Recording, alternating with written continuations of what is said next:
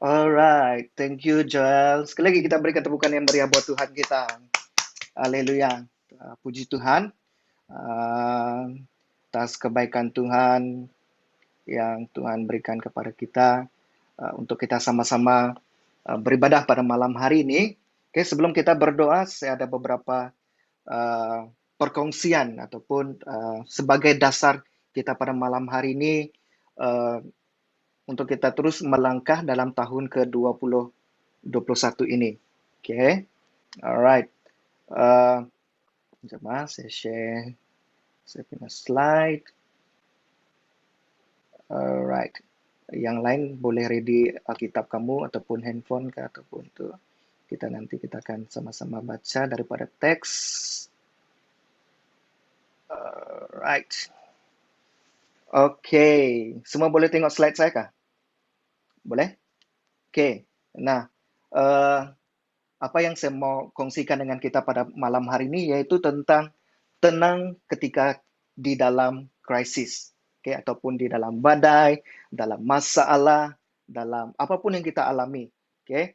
Nah, kenapa saya bawakan ini kepada kita? Sebab topik ini sangat sesuai untuk kita karena dari tahun 2020 kita memang sedia maklum dalam keadaan pandemik COVID-19 dan kita merindukan ataupun kita menginginkan tahun 2021 itu adalah satu perkara yang lebih baik daripada 2020. Tapi ada yang saya lihat dalam Facebook, ada yang kata actually 2020 itu hanyalah rehearsal saja, latihan saja. And 2021 is more than that. So, sebagai orang percaya, sebagai orang Kristen, apa yang harus kita miliki, apa yang kita harus sikap yang bagaimanakah yang kita harus miliki, yaitu yang saya bawakan kepada kita yaitu tetap tenang ketika di dalam krisis. Amen.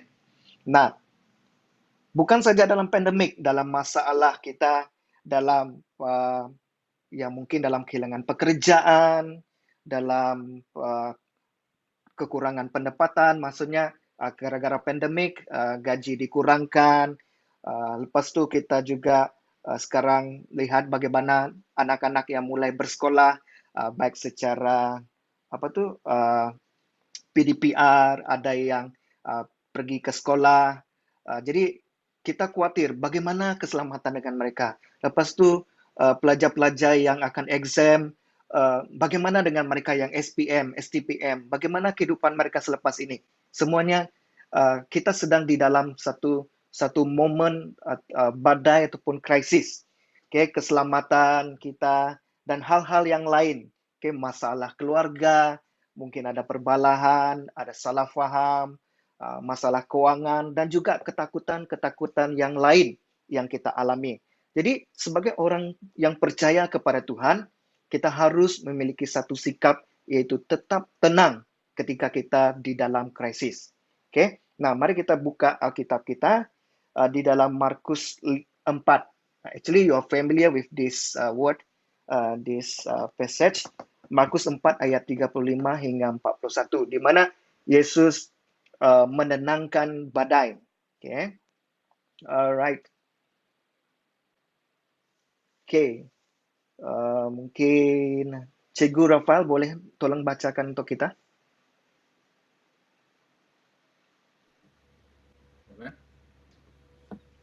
Markus 4:35-41. Pada hari itu, waktu hari sudah petang, Yesus berkata kepada mereka, marilah kita bertolak seberang. 36, mereka meninggalkan orang banyak itu lalu bertolak dan membawa Yesus beserta dengan mereka dalam perahu di mana Yesus telah duduk, dan perahu-perahu lain juga menyertai dia. Lalu mengamuklah taufan yang sangat dahsyat dan ombak menyembur masuk ke dalam perahu sehingga perahu itu mulai penuh dengan air. 38, pada waktu itu Yesus sedang tidur di buritan di sebuah tilam. Maka murid-muridnya membangunkan dia dan berkata kepadanya, Guru, engkau tidak peduli kalau kita binasa?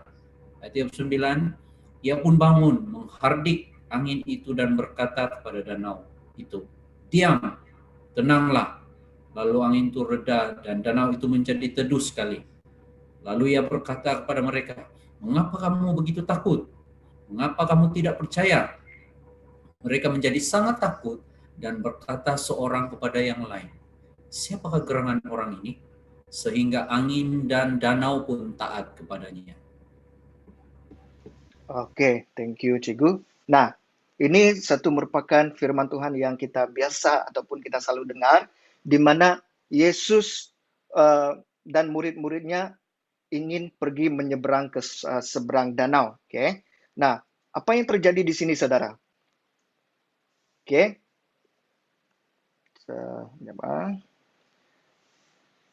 sebelum mereka pergi menyeberang, di mana mereka telah melayani dan Yesus telah mengajar beberapa perkara.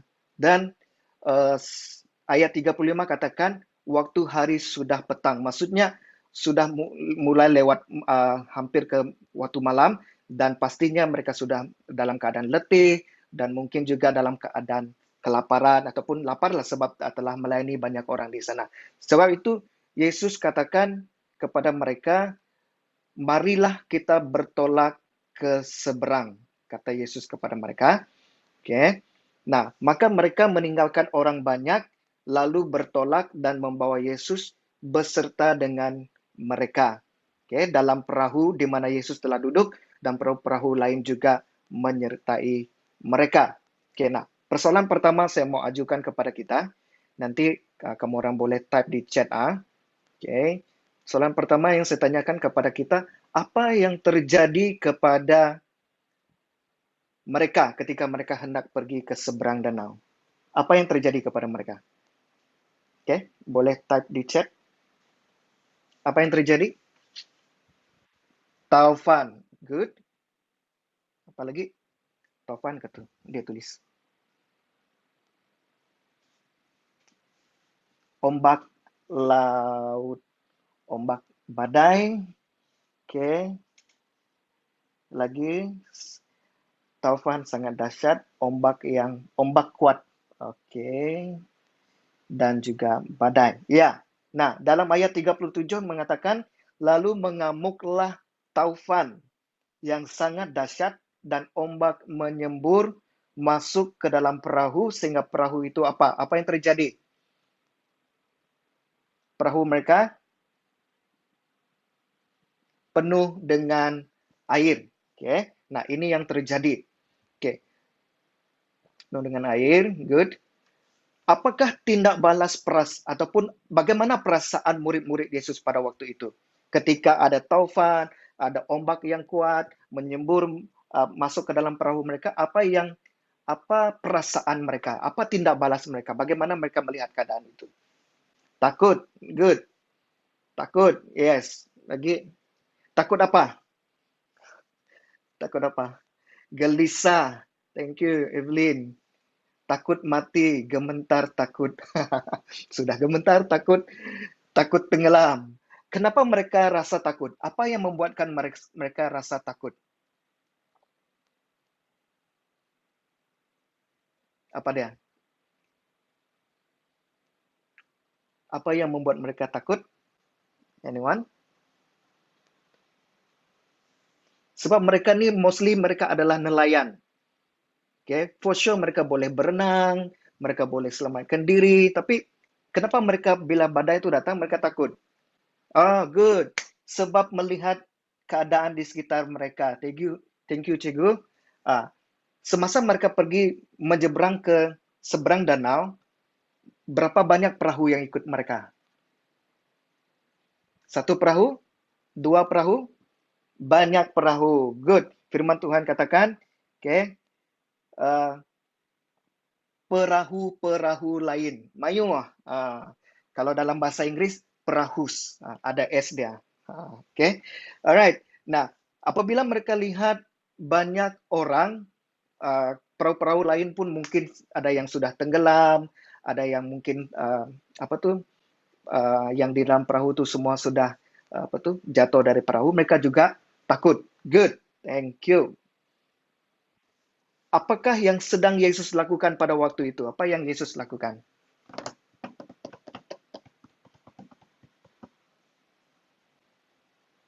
Anyone? Tidur. Di mana Yesus tidur? Di mana dia tidur? Di apa? Rudap. Freddy. Oke. Duduk di buritan perahu. Oke. Saya ada baca satu artikel. Oke. Is it Jesus really asleep? Betulkah Yesus tidur? Bagaimana Yesus boleh tidur sedangkan perahu itu sedang apa tuh di lambung ombak, ada air masuk. Apakah Yesus itu benar-benar macam tenang saja dia? Dia tidak, oke lah, biar saja macam tu. Okay? Is it really Jesus sleep dalam perahu itu? Okay? Nah, apa yang terjadi selepas itu, saudara? Okay? Nah, ada 3 perkara yang kita akan lihat. Ketika kita mengalami krisis ataupun ketika kita mengalami badai, okay, bagaimana kita mau memiliki satu sikap yang tenang? Okay, yang pertama adalah carilah Yesus. Okay, carilah Yesus ketika kita mengalami krisis di dalam hidup. Amen. Okay, bukan kita cari buku-buku, bukan kita cari manusia. Ya, kita perlukan nasihat dan counseling manusia, tetapi perkara pertama yang harus kita cari adalah cari Yesus. Kalau kita mendengarkan, kalau kita ada kawan-kawan yang kata, jangan lihat Tuhan dulu, lihat hidup kamu. Itu bukan kawan. Kalau kita mau merasa tenang, ketika dalam krisis, cari Yesus. Nah, kita lihat di sini, saudara. Ketika badai melanda ataupun badai datang mengamuk kepada murid-murid itu ketika mereka dalam perahu, Yesus sedang tidur. Oke, ya pada mulanya mereka memang mempersoalkan Yesus. Kenapa dia masih tidur? Guru, engkau tidak peduli kalau kita binasa. Sebab mereka lihat Yesus sedang tidur. Tapi satu perkara yang kita boleh belajar di sini, saudara. Bagaimanapun kita sudah berusaha, bagaimanapun kita merasa sepertinya Tuhan tidak menolong kita. Belajar untuk merendahkan diri, mencari Yesus. Apapun terjadi dalam hidupmu, sebesar apapun kita kata dosa kita kah, pelanggaran kita kah, masalah kita pikir masalah kita sudah besar, kita sudah berusaha, seperti Tuhan tidak ada. Belajar seperti murid itu. Look for Jesus. Cari Yesus dalam hidup kita. Amen. Supaya ketika kita mencari Yesus, saudara, adanya ketenangan. Oke, bukan lagi mungkin saja ketika kita cari Yesus, krisis itu tidak akan hilang. Tapi kita ada pengharapan bahwa Yesus sanggup menolong kita. Oke? The question is, who is in your boat? Ketika kamu dalam masalah, dalam hidup kamu, siapa yang kamu bawa dalam perahu kamu? Adakah pasangan hidup kamu saja, harta benda kamu, kawan-kawan kamu? What about Jesus? Di mana Yesus? Adakah Yesus berada di dalam perahu Anda ataupun di luar perahu kita? Oh, pastor, saya suka dia, pastor. Kita letak Tuhan di tepi. Saya mau berada dalam perahu ini dengan kekasih saya, suami saya, istri saya. Maka kita meletakkan Tuhan itu di tepi. Maka kita akan berusaha sendiri. Buang air, mau tenggelam, buang air sendiri. Jadi malam ini saya tanya kita, who is in your boat? Oke. Yang kedua, percaya penyertaan Tuhan ketika kita mengalami krisis di dalam hidup. Nah, persoalan pertama saya tadi, siapa yang mengajak mereka pergi ke seberang danau? Siapa? Murid-muridkah Yesus yang mengajak mereka? Yesus kan? Yesus katakan kepada mereka, marilah kita. Yesus tidak katakan, pergilah kamu ke seberang, bertolak ke seberang. Tapi Yesus katakan, marilah kita bertolak ke seberang. Maksudnya Yesus ada bersama dengan mereka. Sedangkan mereka sudah melihat Yesus melakukan mukjizat, mereka sudah melayani bersama dengan Yesus, tetapi ketika mereka mengalami badai, mereka lupa bahwa Yesus itu berkuasa. Mereka tidak percaya akan penyertaan Tuhan. And the same thing happen to us dengan kita. Ketika kita mengalami krisis, terkadang kita dipengaruhi oleh emosi, kita dipengaruhi oleh keadaan kita, sehingga kita mempersoalkan mana Tuhan ini. Dia tidak ikut, dia tidak mengasihi saya kah? Kenapa dia tidak tolong saya? Kenapa masalah ini datang terus dalam hidup saya? Saudara, untuk kita memiliki ketenangan, saudara, kita harus memiliki satu sikap, yaitu percaya akan penyertaan Tuhan dalam kehidupan kita. Kalau Dia yang memberikan kita pekerjaan ini, bawa kita pergi ke satu tempat yang baru, percaya penyertaan Tuhan. Yes, krisis tetap akan terjadi, masalah pergumulan akan tetap terjadi, tapi percaya Tuhanlah yang menyertai kamu. Dia membawa kamu ke satu tempat yang baru, Dialah yang akan melindungi, memelihara kita. Oke? Dalam keputusan kita, dalam kita membuat hidup kita, kita percaya bahwa penyertaan Tuhan itu ada. Sama dengan gereja kita BM Life. Pada mulanya, bila kita mau memulakan gereja, saudara, kami sangat yakin bahwa Tuhan yang menentukan, Tuhan yang memberikan vision untuk kita membangun gereja ini, saudara. Dan pada masa yang sama, banyak ada krisis yang terjadi, banyak hal yang terjadi sehingga mungkin terdetik dalam pikiran, betulkah Tuhan panggil buat bangunkan gereja ini? Tapi apa yang kita miliki, baik saya ataupun bersama-sama dengan pemimpin-pemimpin dan kita yang lain bersama, kita percaya bahwa Tuhan yang memanggil kita untuk membangun gereja ini, kita juga percaya bahwa penyertaan Tuhan itu tetap ada. Sehingga hari ini, and terlalu banyak kesaksian yang luar biasa. And we just baru almost, kalau tidak secara official, saya rasa kita entering to the third year, tahun yang ketiga. But officially, tahun ini mungkin adalah tahun kedua. Kita masuk ke tahun kedua sebagai sebuah gereja. Bagaimana dengan hidup kamu? Masalah datang, emosi tidak menentu, keadaan keluarga yang mungkin ada masalah, ada perbalahan, ibu bapa, adik-beradik yang berbalah, mungkin suami istri, ibu bapa dan anak ada masalah. Cari Tuhan, cari Yesus dan percaya penyertaan Tuhan itu ada. Amen? Good. Yang terakhir, okay, percaya kuasa firman-Nya. Nah, kita lihat di sini, saudara. Pada ayat ke-39, okay, setelah murid Yesus membangunkan Yesus, lalu Yesus, ia pun bangun. Apa yang Yesus lakukan? Dia menghardik angin dan berkata kepada danau itu, diam, tenanglah. Lalu angin itu reda dan danau itu menjadi teduh. Apa yang Yesus buat di sini? Yesus menggunakan kata-katanya. Yesus tidak membuat magic. Yesus tidak ambil tongkat sentuh air. Yesus tidak pegang air. Yesus tidak macam bomoh yang meludah air lautan itu, baru lautan itu tenang. Tidak. Yesus menyatakan, menunjukkan kepada murid-muridnya betapa Yesus kata-kata ataupun firman Tuhan itu berkuasa. Kenapa berkuasa? Sebab Tuhan adalah pencipta dan Dia berkuasa atas ciptaannya, dan ciptaannya tunduk dan taat kepada firman-Nya.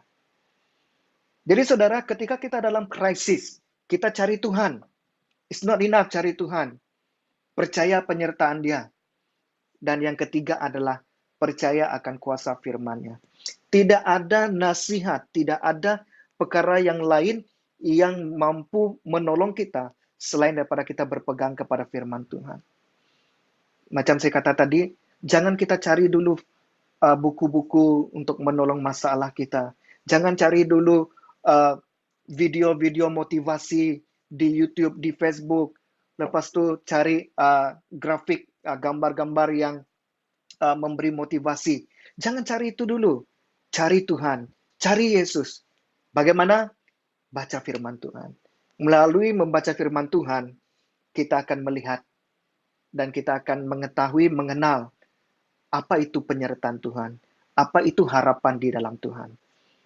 Amen? Maka kita akan merasa tenang di dalamnya.